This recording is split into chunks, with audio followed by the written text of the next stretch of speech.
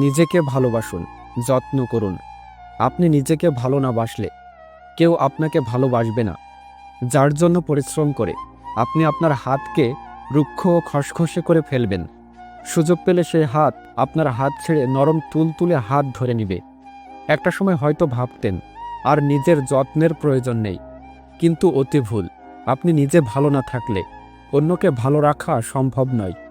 একটা অসুস্থ মানুষ কখনো অন্য একটা অসুস্থ মানুষের সেবা করতে পারে না, এটাই বাস্তবতা। শারীরিক সুস্থতার মতো মানসিক সুস্থতাও জরুরি। নিজেকে ভালো রাখার জন্য যা যা করতে হয় করুন। ভালো খান, ভালো পড়েন, ঘুরতে যান, সর্বোপরি নিজেকে সময় দিন। অন্তত দিন শেষে বলতে পারবেন, নিজেকে সান্ত্বনা দিতে পারবেন। আর তা না হলে শুধু আফসোস থাকবে। মনে হবে, আহা, কার জন্য হাতের যত্ন নেয়নি, কার জন্য চুলের যত্ন নেয়নি, কাকে নিজে না খেয়ে খাওয়িয়েছি, নিজে ভালো না পড়ে পড়িয়েছি। তখন যে কষ্টটা পাবেন তা আপনার দম বন্ধ করে দেওয়ার জন্য যথেষ্ট।